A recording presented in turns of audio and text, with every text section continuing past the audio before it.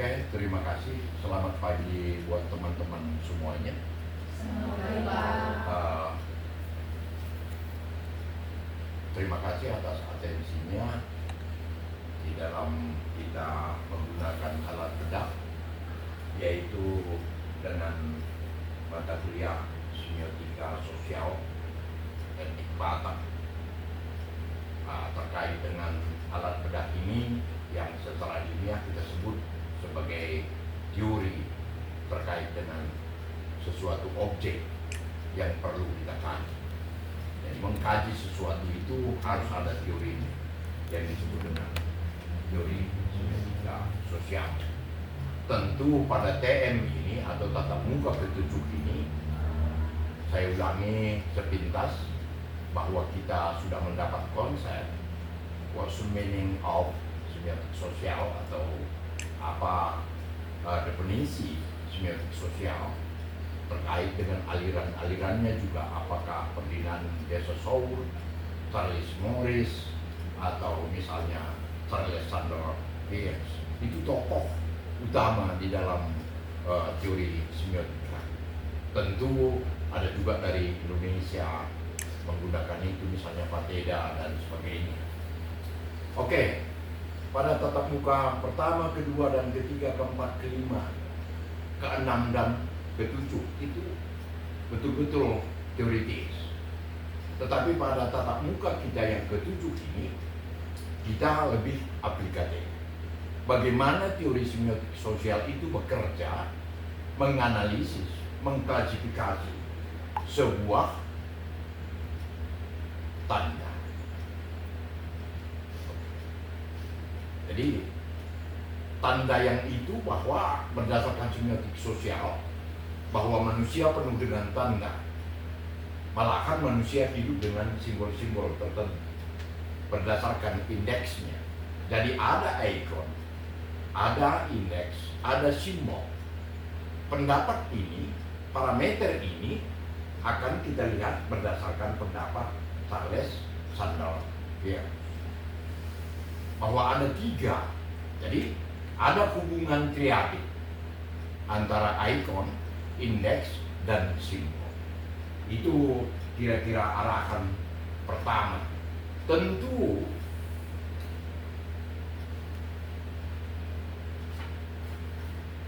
di dalam mata kuliah ini kita harus fokus ya akan pemahaman, akan kognisi dan literasi terkait dengan etnik Batak. Ada 5: Batak Karo, Batak Toba, Batak Simalungun, Batak Papa, Angkolaman. Tentu begitu ramai objek kajian yang harus bisa kita gunakan dengan alat atau teori yang disebut dengan semiotika sosial Batak. Sebagai contoh dan ilustrasi, misalnya ada di rumah, itu contoh-contoh yang perlu kita kaji. Ada simbol-simbol di situ, ada ikon di situ, dan itu yang membedakan kita dengan etnik yang lain. Ya. Jadi ada ulos misalnya, pakaian adat. Kalau di Simalungun namanya Hio, kalau di Karo namanya Uwis atau Ose, kalau di Papa namanya Ules, ya. Kalau di Toba ada Ulos. Itu sebuah objek yang sangat menarik untuk kita kaji. Oke. Jadi dari bahan materi yang kita sampaikan ini, ya namanya kita mahasiswa. Jadi kami akan mengantarkan dengan ribuan pertanyaan yang lebih spesifik untuk menguatkan apa yang terjadi. Ada apa sebenarnya di dalam simbol-simbol budaya Batak? Ya. Pertanyaan rumusan masalah kita lah misalnya setelah kita teliti. Karena kurikulum kita ini kan kurikulum yang bersifat OB. Apa? OB itu titiknya akan sama dengan kurikulum sebelumnya, tetapi ada tambahannya, yaitu luar. Jadi mata kuliah ini harus memberikan luaran apa kepada mahasiswa, apa sumbangannya kepada prodi, apa sumbangannya kepada fakultas dan universitas yang kita cinta. Jadi kalau saya katakan visi misi USU itu terkenal dengan IKU 1 sampai IKU 8, yaitu kelas internasional. Jadi kita bukan hanya menjawab pertanyaan-pertanyaan yang di kelas. Di kelas misalnya, sebutkanlah definisi semiotik sosial berdasarkan Charles Tannerville. Itu kok di kondisi sudah cukup. Literasinya belum terjawab. Oke, tentu di sini saya berikan fenomena apa bentuknya. Saya contoh ini. Begitu banyak sebenarnya objek-objek tadi. Saya buatkan contoh kecil saja. Ini semuanya apa? Ulos. Kita sepakat. Tadi ada di Karo apa namanya? Wes. Kalau di Papa apa namanya? Ules. Kalau Simalungun apa namanya? Iyo. Ini kesejajaran ini. Oke. Tentu bentuk hio, bentuk ules, bentuk ose atau uwis itu kan berbeda. Setiap ini contohnya. Bagaimana bentuknya? Karena tujuan kita rumus masalahnya mendeskripsi. Apa fungsinya? Oke, ada fungsinya. Kalau dikatakan di rumusan masalah pertama bentuknya, berapa kira-kira ukurannya? Dan begitu. Ada apa saja ciri-cirinya? Warnanya apa? Warna dasar ulos itu ada 3. Merah, hitam, putih. Kenapa? Tapi pada upacara apa saja digunakan ulos yang berwarna nuansa kan nggak sama semua warnanya. Ada yang lebih merah, ada yang hitam, ada yang kebanyakan putih. Berapa sebenarnya ulosnya di Batak Toba itu atau Simalungun itu? Ya, di Simalungun ada 13, di Toba ada berapa? Ya, itu semuanya peristiwa-peristiwa yang menarik yang perlu kita buktikan secara teori. Apa tadi teori kita? Teori semiotika, iya, bahwa manusia itu penuh dengan tanda. Salah satu tandanya adalah iya. Oke, ada fungsi ulos, fungsi dasar untuk mengamankan tubuh, menghangatkan. Yang kedua, menjaga dari cuaca, ekologi. Yang ketiga, dari benda-benda atau binatang-binatang kecil. Itu fungsi dasar. Tapi berkembang menjadi sebuah simbol terkait dengan semiotik sosial, konteks udah. Kapan digunakan ulos itu? Siapa yang menggunakan kepada siapa? Apa tuturannya? Ini sebuah objek yang perlu kita kaji dan bisa dijawab oleh teori semiotik sosial. Ada tadi fungsi dasar, ada fungsi sosial. Mungkin harus kita temukan nilai apa yang terdapat dalam ulos ini. Ya, contoh, ada nilai power and solidity. Kan tidak semua ulos bisa diberikan kepada siapa. Ada orangnya kalau ada orang tertentu berarti ada power, ada kekuatan. Apa status sosialnya? Siapa yang pemberi ulos kalau di Batak Toba? Hula-hula. Siapa yang menerima? Boru. Berarti kita berbicara hula-hula dan boru berdasarkan status muncul power. Kalau karo apa namanya? Siapa yang memberikan ulos? Kalimbubu. Jadi rupanya ada kaitannya dengan status. Berapa status sosial kita? Tiga. Ada indeks skalanya, yaitu peristiwa pemberian ulos.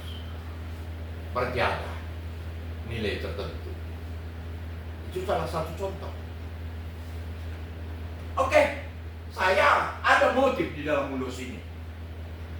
Oh, ada berapa motifnya, letaknya di mana, mengapa motif itu? Jawabannya kita di penilaian apa namanya? Ada case method. Nilai kita kan sekarang bukan lagi kuis, tugas, UAS dan UTS, tapi ditambah case method. Harus Anda uji penelitian ini. Ya. Oke, maka ribuan pertanyaan di sini. Motif apa saja di ulos ini pada poin keempat.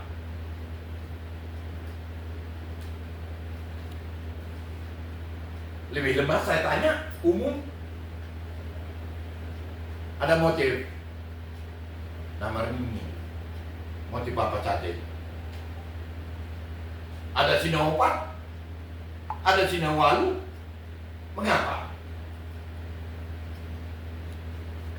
Objeknya tadi kecil ya, yaitu tapi bisa kita ribuan pertanyaan sebagai menghasilkan sebuah luaran. Nggak suka saya motif parah, boleh ada komodifikasi. Ulos ini ada standarnya, tetapi ada juga dinamika. Pernah Anda lihat motif ulos bentuk dasi, bentuk selendang, jadi topi, jadi baju, jadi apa saja? Ada tas. Berapa macam kira-kira motif ulos ini digunakan di dalam benda yang lain? Berarti otak Anda masuk ke komodifikasi atau dinamika budaya. Iya. Dinamika budaya itu berbicara kita masalah ulos. Tidak hanya sebagai fungsi dasar, fungsi sosial, tetapi sudah memiliki dampak. Setelah dampaknya apa? Setelah ulos ini kita modifikasi, kan ini modif ini. Dasarnya komodifikasi kan teori modif. Dirubah dia bentuk dasarnya. Jadi apa? Jadi tas. Ya. Udah pernah lihat ulos jadi sepatu? Tapi menurut Anda ada peluang? Wow, banyak sekali peluang ulos ini jadi apa? Yang perempuan, maaf, apa namanya ini?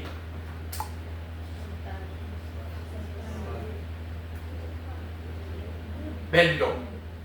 Pernah jadi bendo? Ada atau tidak? Ada juga, kita lihat prospeknya. Belum dibuat, tetapi kita punya asumsi bisa kita gunakan. Setelah kita modifikasi, apa dampaknya? Menambah lapangan kerja? Itu positif? Ada dampak negatifnya? Ada. Anda tidak setuju ulos ini dimodifikasi, berarti Anda aliran tradisional. Tapi pangsa pasar sekarang kan bukan begitu. Oke, standar ulos biasanya ditenun. Oke, ganti alat tenunnya. Jadi boleh, masih masuk masalah pewarnaan. Ya, ini semua pokok bahasannya ke komedi. Oke, diskusi kita ini, setiap mahasiswa harus punya ide, apalagi kira-kira rumusan masalah. Tentu di dalam tatap muka kita ini, kalau Anda suka masalah teori semiotik sosial, berarti sudah ada perenungan. Saya katakan, ada berapa tadi ulos? Ini ulos apa ini? Sadung. Maka judulnya motif ulos sadung, etnik Batak, kajian. Tak suka saya motif. Apa judulnya? Nih? Wow, udah berapa judul? Berapa ulos? Itulah kekayaan etnik itu. Itu baru kita bicara salah satu simbol budaya. Rumah adat juga salah satu simbol budaya. Coba pikirkan.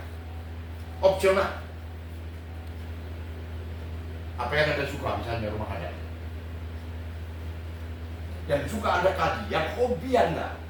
Begitu Anda melihat bahwa masih ada rumah adat itu, berarti objek masih ada. Kita filsafati dia terus. Ontologinya apa? Epistemologinya apa? Teorinya apa? Aksiologinya, luarannya apa? Itu yang perlu kita pertimbangkan. Jadi mahasiswa itu tidak hanya pergi ke kelas 3D, duduk dengar dia. Tapi kurikulum OB itu harus memberikan luar. Iya.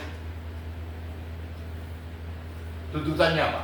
Setiap mahasiswa yang sudah menulis skripsi tidak hanya sebatas skripsi, tetapi bisa menulis jurnal. Pertanyaan saya, berapa jurnal Anda? 10. Di Sinta mana? Sinta 5?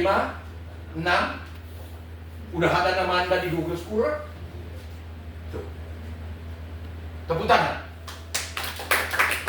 Pasti Anda udah berhasil.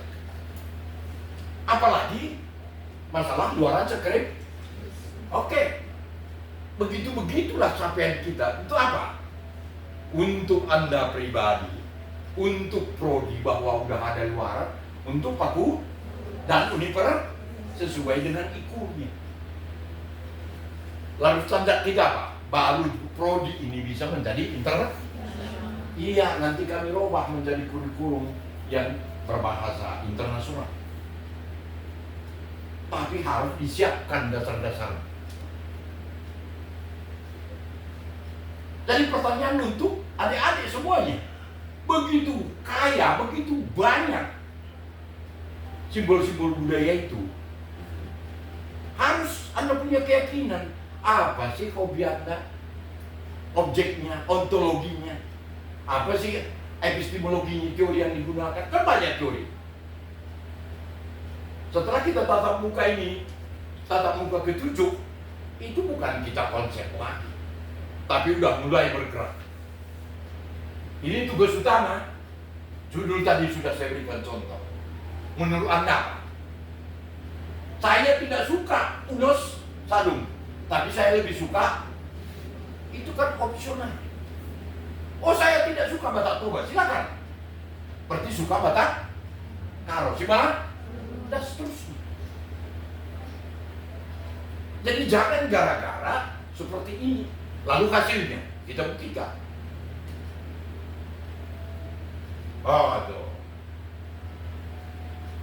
Kawan-kawan Anda ini dalam proses mata kuliah, tapi kawan-kawan Anda, kakak kelas Anda sudah ada di sini.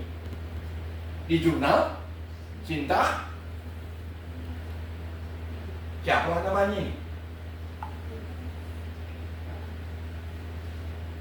Tuh, motif ulos etnik Batak, kajian semio. Udah masuk jurnal ini loh. Pertanyaan sekarang, Anda itu sanggup, Anda tidak. Beban. Bukan. Tuh. Ini kan mahasiswa ini. Ada Yohanan di sini. Tuh. Ini nakainya. Ini namanya LO. Saya nunggu. Jadi ada materi, udah saya berikan. Materi itu kita tanyakan. Ya. Loh. Masih teoritis ini ya. Belum saya suruh ke lapangan. Sama-sama kita ke lapangan. Apa judulnya kira-kira? Case metodenya apa? Metodenya apa kita kira-kira? Tuh. Jadi ada contoh. Tentu nanti tugas Anda cari dulu jurnal atau baca di laboratorium kita. Akan ada laboratorium budaya Batak. Ada skripsi di situ. Di balik skripsi itu halaman terakhir ada lampiran jurnal. Iya, supaya tidak plagiat, Anda lihat jurnal yang menarik. Dikaji dulu, diresum dulu. Oke? Tentu menulis skripsi, menulis catatan, menulis itu berbeda formnya dengan jurnal. Oke, nomor pertama yang Anda lihat jurnal apa? Hah? Oke. Bagaimana membuat apa? Kandungan-kandungan yang terdalam abstrak itu apa? Oh, metode, hasil, bukan hasil penelitian. Temu. Pendek dia. Berapa jumlah abstrak? Kosakatanya? Iya, paling maksimum 200. Iya. Bagaimana membuat itu? Harus. Saya kira itu. Oke. Tentu saya sudah memberikan materi. Ya tentu dengan waktu yang sangat terbatas. Ya supaya ada muncul interaktif. Supaya juga saya tahu apa kira-kira yang harus saya tambah, yang dimengerti oleh teman-teman. Juga di sini sekarang dosen itu bukan monopoli, tapi interaktifnya itu harus kuat, ada feedback. Ya. Jadi dosen itu fasilitator. Ya, memberikan motivasi sebenarnya. Setelah itu berubah menjadi fasilitator.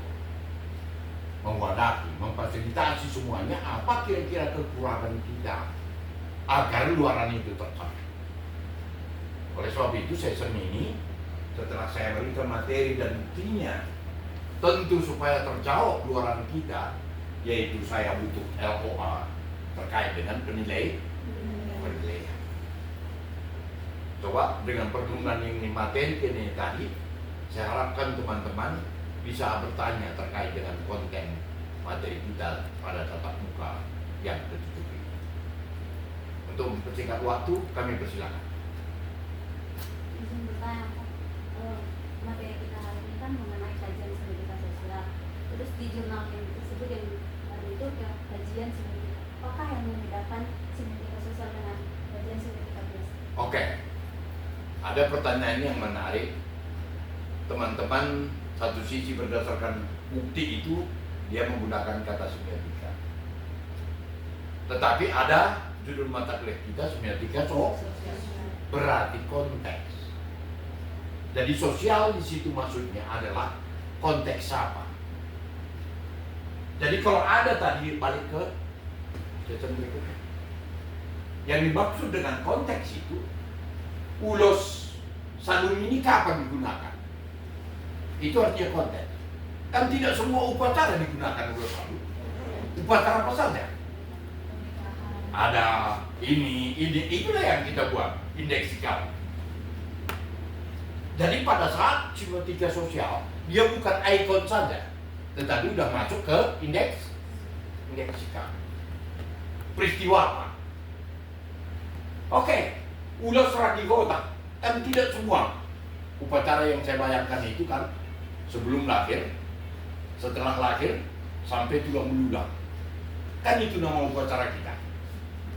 Kapan digunakan ulos itu tertentu.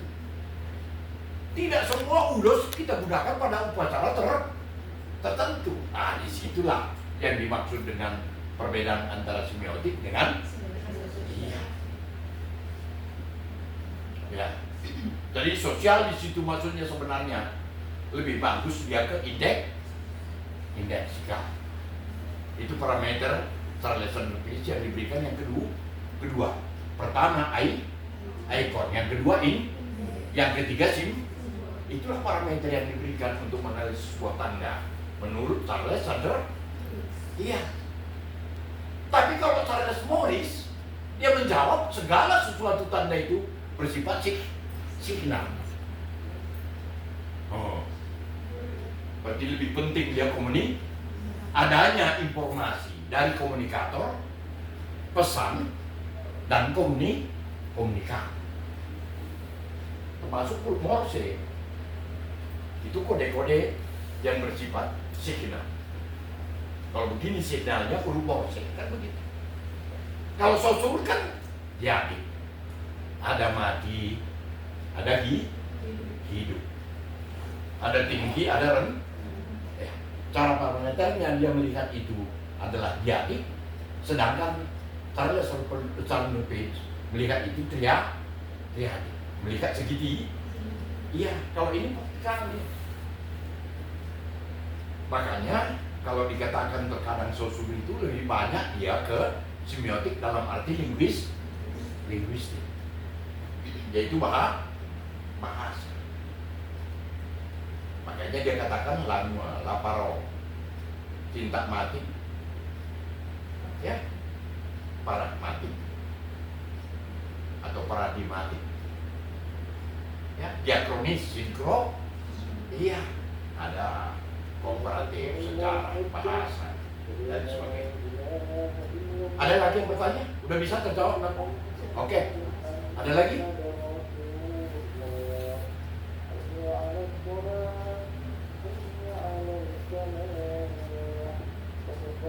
Silakan. Jangan apa ya? Yang ini yang perlu renungkan dalam. Setelah ini saya bertanya, apa kira-kira judul terkait dengan objek? Salah satu objek yang saya berikan ini ulos, tapi ada udah yang lain. Oke, ada teman-teman yang bisa munculkan judul ini? Lisan-lisan aja.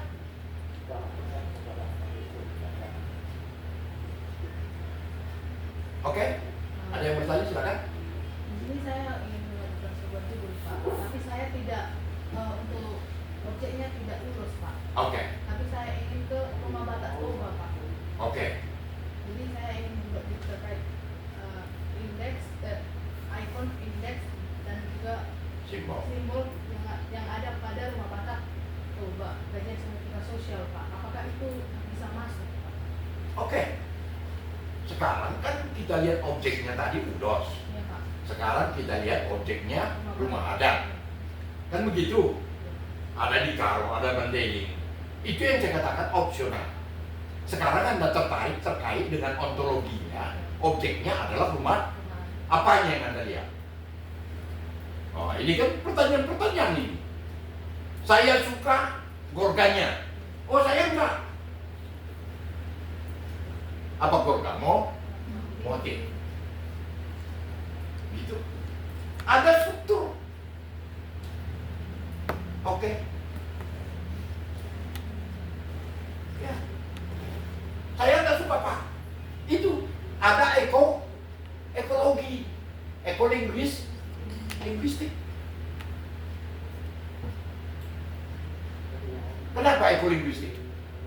adanya kosakata yang berdekatan dengan alam terkait dengan rumah adat. Oke, rumah adat Batak Toba terbuat dari apa? Iya, bukan kayu. Kayu apa namanya, nakku? Kan bukan sembarangan kan kayunya. Di mana? Kalau ekolinguistik kita kan kedekatan kita itu. Ada dekat sekali bisa makannya, ada agak jauh, ada sangat jauh.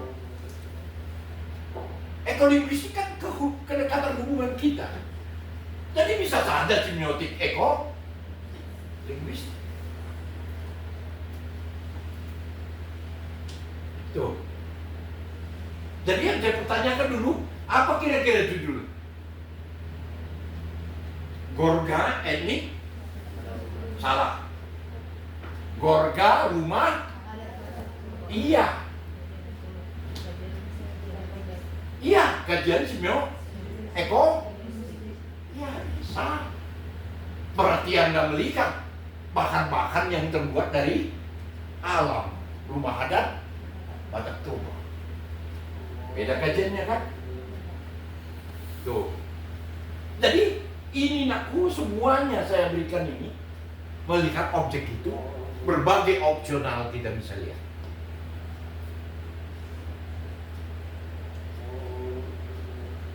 Anda lihat apa? Kan fenomena namanya. Penelitian bersifat fenomena dulu. Ada gejala, ada hipotesis, ada asumsi. Iya, apa yang kau lihat? Apa yang menarik? Itu dulu. Pertanyaan apa yang menarik terkait dengan ini? Apa judulnya? Kalau kita filsafati namanya itu ontologi. Lalu alat bedahnya apa? Epistemologi. Hasilnya apa?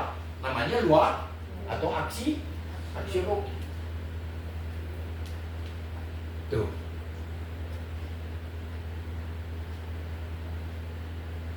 Oke, jadi kita pun juga begitu. Saya katakan tadi komodifikasi. Rumah adat itu kita komodifikasi dalam bentuk apa?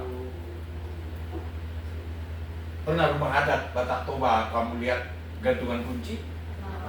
Berarti dia sudah masuk ke dalam komodifikasi. Tuh.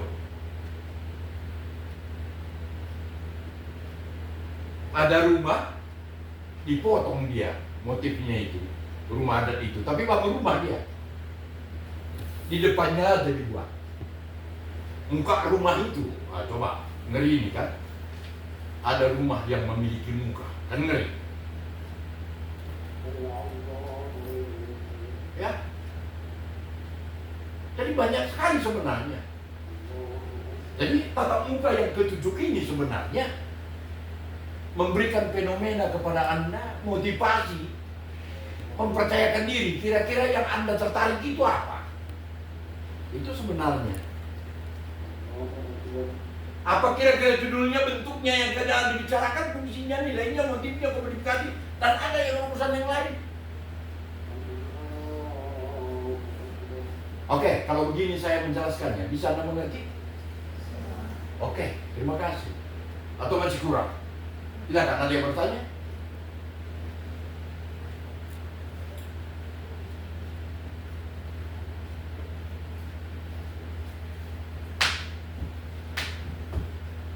Ayo, ada lagi?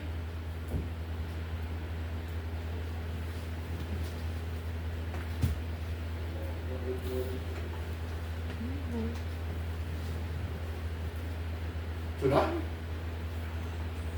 Masih? Oke. Kalau nggak lanjut slide kita tadi. Silakan. Oke. Ini masih apa namanya ya? Planning. Planning. Artinya tatap muka ke-8 nanti lebih bertanya spesifik. Ya. Lalu pertanyaan yang ke-9, tugas kita secara ekstrakurikuler terstruktur, kemana kita penelitian, baik riset, supaya tes metodenya terjawab. Nggak perlu kita di kelas bicara itu. Karena pengertian 2 SKS itu kan 100 menit kita di kelas, 100 menit kita ketemu terstruktur, dan 100 menit Anda bekerja mandi. Itulah OB. Harus ada luar. Semester berapa kita ini?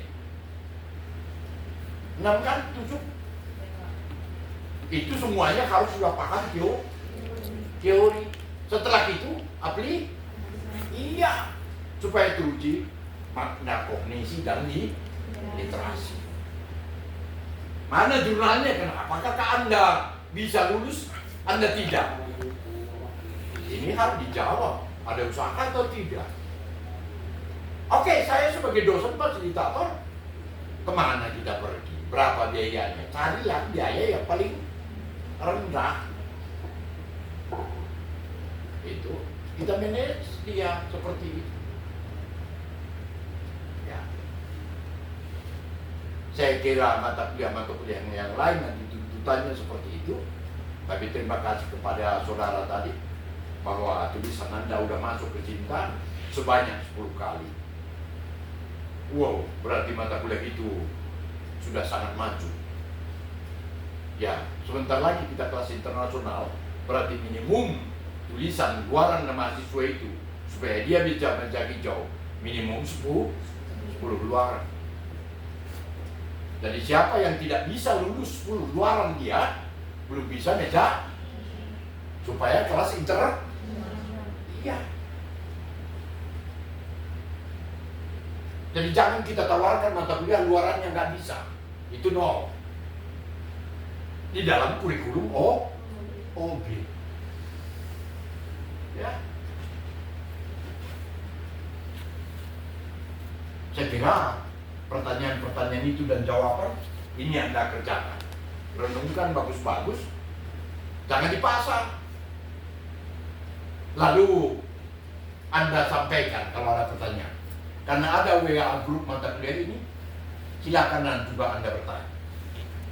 Kecil-kecil, silakan juga buat setelah kita masuk ini, ya sampaikan dalam bentuk digital.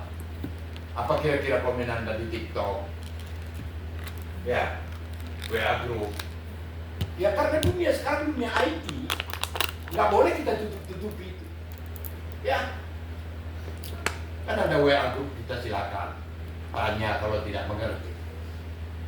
Karena kita tidak seluruhnya kehidupan kita masuk ke kelas, tetapi dunia IT kita gunakan untuk itu yang bersifat digitalisasi.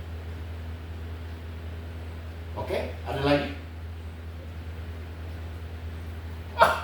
Oke. Kalau begitu, terima kasih kepada anak-anak kami, atensinya, perhatiannya, tetapi jawaban itu sangat dibutuhkan di dalam mata kuliah kita ini. Oleh sebab itu, atas atensi dan waktu, partisipasi kita semuanya, ini tidak berhenti di sini, kita sambung dalam bentuk WA atau telepon, kita bebas ketemu di mana untuk membahas kajian yang lebih ilmiah lagi. Oleh sebab itu saya akhiri dengan ucapan terima kasih. Horas, jua-jua, kita sehat semuanya dan tetap semangat. Terima kasih atas perhatian.